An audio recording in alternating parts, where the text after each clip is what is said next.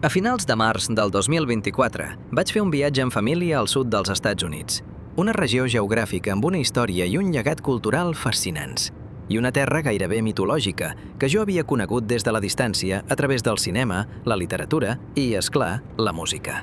Va ser justament la música, el fil conductor d'un periple on vaig poder visitar les tombes d'una sèrie d'artistes, tots músics que formen part de la història del country, del blues i del rock and roll.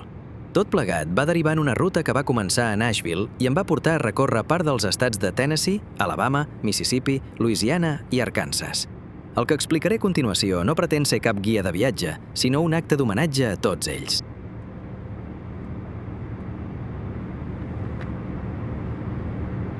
Tan bon punt vaig haver aterrat a Nashville, el primer que vaig fer va ser anar fins al Woodlawn Memorial Park. Vaig entrar a la recepció per demanar un mapa i em va atendre una dona 100% surenya. Quan li vaig explicar que venia de l'altra punta del món i que a casa escolto alguns dels músics que estan enterrats en aquest cementiri, gairebé es va emocionar ella tant com jo. Em va acompanyar fins a la tomba de Tammy Wynette abans de mostrar-me on és enterrat George Jones. En acabat, li vaig voler donar una propina. Qui conegui els Estats Units sabrà que allà moltes coses es fan així. Però em va dir que no calia, que estava encantada de poder-me ajudar. Li vaig donar les gràcies i ella em va desitjar una bona estada a Nashville amb el seu millor somriure. Acabava de rebre una bona mostra del que s'anomena hospitalitat surenya.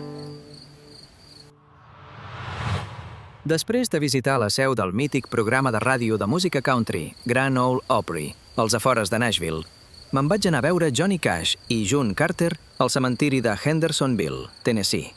Em vaig passar una bona estona contemplant en silenci les tombes del matrimoni. Després vaig agafar, de la butxaca de la meva jaqueta, una pua de guitarra que havia portat a sobre des de feia molts anys i que en alguna ocasió havia utilitzat per tocar cançons de l'home de negre. Em vaig ajupir i la vaig deixar sobre la seva làpida. En acabat, vaig inspirar profundament i em vaig posar a plorar. Aquella tarda em vaig adonar que no seria qui sóc ni hauria viscut com he viscut si no hagués escoltat les cançons de Johnny Cash durant tota una vida. La música, diguin el que diguin, va de coses com aquesta. El rock and roll és l'expressió cultural més revolucionària del segle XX. I en termes estrictament musicals, són els 12 primers compassos de Lucille, de Little Richard. Diuen que el seu patró rítmic està inspirat en els esbufecs d'una vella locomotora de vapor, però a mi sempre m'ha fet pensar en l'aerodinàmica d'un Cadillac. En termes lírics, si parlem de rock and roll, no se m'acut res més potent que Awan Babulu Babalam Bambú, el crit de guerra a l'inici de Tutti Frutti. El llenguatge de Little Richard s'emmirallava en el rhythm i blues i en la seva tradició de jugar amb el doble sentit. Una eina que li va servir per flirtejar amb l'ambigüitat sexual i desafiar estereotips de gènere, molt abans que David Bowie o els New York Dolls seguissin el mateix camí. Per tot això, era de justícia peregrinar fins a la seva tomba a Huntsville, Alabama, una ciutat coneguda per la seva indústria aeroespacial.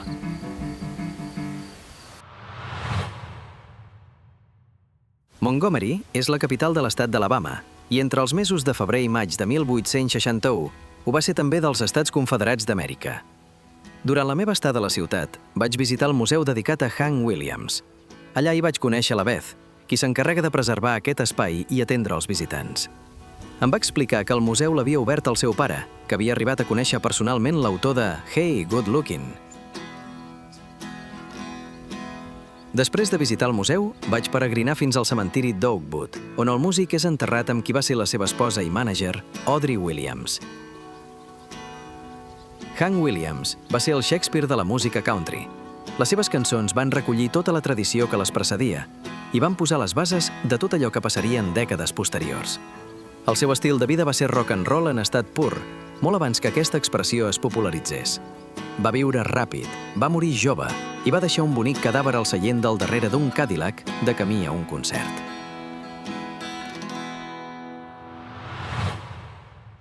Jimmy Rogers és enterrat al cementiri de l'església baptista d'Oak Grove, als afores de Meridian, Mississippi. Per accedir-hi cal agafar una carretera secundària. Un cop s'hi arriba, un té la sensació de trobar-se al mig del no-res, lluny de tot arreu. Rogers no va ser el pare de la música country, però va ser ell, juntament amb la Carter Family, qui va traçar les línies mestres que han definit l'evolució d'aquest gènere musical fins a data d'avui. Si els Carter representaven el caliu familiar i l'espiritualitat de l'Església, Rogers va personificar l'estil de vida a la carretera i el gust pels plaers més terrenals. A Jimmie Rogers se l'anomenava The Singing Brakeman, perquè havia treballat com a guardafrens per a una companyia ferroviària. Des del lloc on és enterrat, encara es pot sentir de tant en tant el pas dels trens que circulen per una via propera. És l'únic so que arriba a alterar el silenci.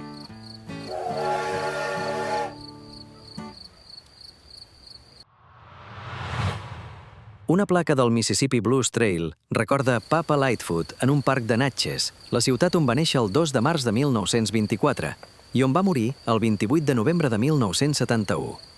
Vaig visitar la població poques setmanes després de commemorar-se el centenari del seu naixement, amb l'esperança de localitzar la seva tomba.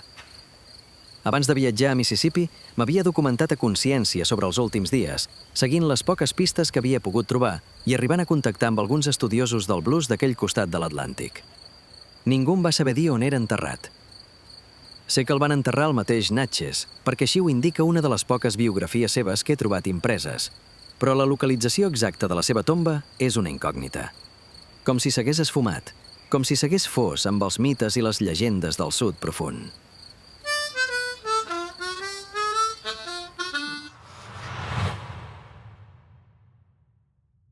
Després de visitar Natchez, vaig creuar el Mississippi i em vaig plantar a Ferriday, Louisiana, per veure de prop la casa on havia crescut Jerry Lee Lewis. Només la vaig veure per fora, perquè l'entrada estava tapiada, però encara hi havia algunes marques de quan l'edifici havia estat un museu dedicat a la figura del killer. En acabat, vaig anar fins al petit cementiri familiar on està enterrat, situat en una àrea rural al municipi de Clayton, a pocs quilòmetres al nord de Ferriday. Per accedir-hi, cal desviar-se de la carretera principal i agafar un camí rural envoltat de prats, boscos i camps de cotó. No és un lloc on s'arribi de pas.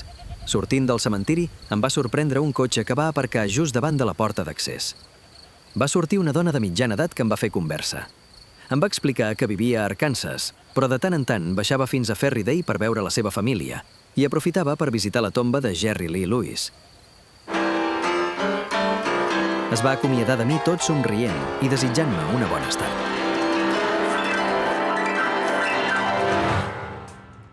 A la làpida de Charlie Patton s'hi pot llegir una inscripció que el defineix, literalment, com el millor intèrpret del blues primerenc del Mississippi.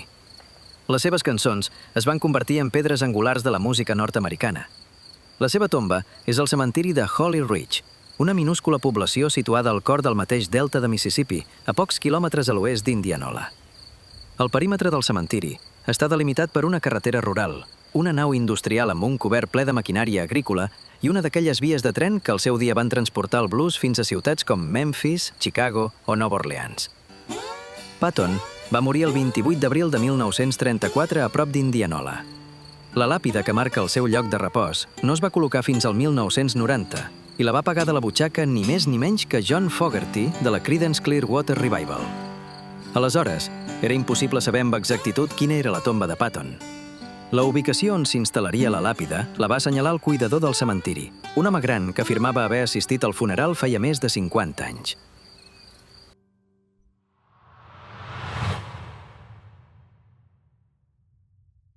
De totes les tombes que vaig visitar durant aquest viatge al sud dels Estats Units, la de B.B. King va ser una de les més especials, perquè, de tots aquests músics, ell és l'únic que vaig arribar a veure en directe. El rei del blues va morir el 14 de maig del 2015 i està enterrat al jardí del museu que porta el seu nom a la ciutat d'Indianola, d'on era originari.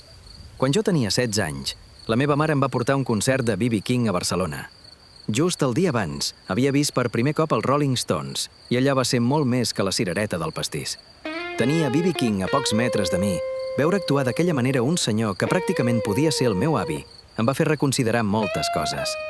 Pelegrinar fins a la seva tomba va ser com tancar un cercle. Però a diferència del que m'havia passat davant la làpida de Johnny Cash, aquest cop no em vaig posar a plorar, sinó que em vaig sorprendre a mi mateix, somrient i dient «thank you», així, en anglès. Ho vaig dir en veu baixa, però de tot cor.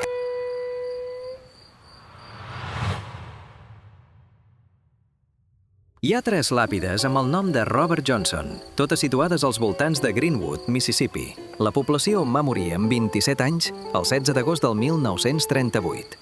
La majoria d'experts coincideixen a assenyalar el cementiri de l'església de Little Zion com el lloc on descansa el rei del Delta Blues. En tot cas, hi ha com a mínim 2 persones anònimes enterrades sota làpides amb el seu nom que mai no sabrem qui són. Casos com els de Robert Johnson són paradigmàtics del que significava ser un músic de blues durant la Gran Depressió. Arribant a ser una celebritat dins del seu entorn, la seva mort va passar desapercebuda més enllà de les plantacions de cotó, i el seu llegat va acumular pols fins que les primeres generacions de músics de rock and roll van reivindicar la seva influència.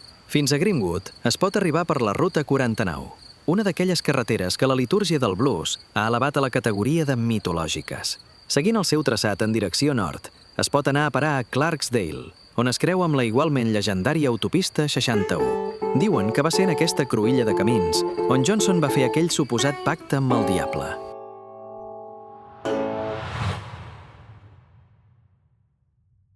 T'adones que el sud dels Estats Units és diferent de qualsevol altre lloc que hagis visitat quan t'acostes fins a la tomba de Sonny Boy Williamson II. La tomba està situada al final d'un diminut cementiri als afores de Tutwiler, on comença una zona boscosa que de lluny inquieta i de prop acollona. Un dels llocs més inhòspits i remots on he arribat mai. A prop del cementiri hi ha 4 cases i a poca distància es pot observar la part del darrere d'una presó. Quan t'hi acostes, 2 gossos amb cara de pocs amics, un de blanc i un de negre, surten del bosc corrent a tota hòstia i et persegueixen bordant fins a l'entrada del cementiri. Un cop fora, proves de raonar amb ells fins que callen, comencen a moure la cua, es tornen totalment dòcils i et deixen passar. I aleshores sí. Pots anar a mostrar els teus respectes a l'autor de Don't Start Me Talking.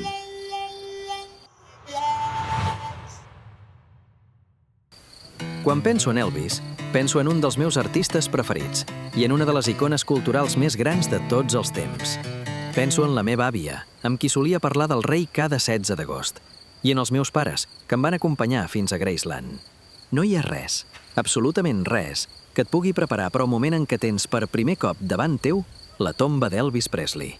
Aquell matí em vaig passar mitja hora mirant la tomba, completament immòbil i sense poder dir res, com si m'haguessin hipnotitzat. Aquella mateixa nit vaig assistir a un concert de Bob Dylan a l'Orpheum, un teatre situat al cor de Memphis, davant de la plaça on hi ha el monument al rei del rock and roll. La comunió d'Elvis i Dylan va assenyalar el final d'una ruta apassionant. Aquella tarda, abans d'anar al concert, em vaig aturar a contemplar una posta de sol sobre les aigües del Mississippi i vaig repassar algunes de les vivències d'aquell viatge al sud dels Estats Units. Un somni fet realitat i un deute que tenia pendent amb mi mateix.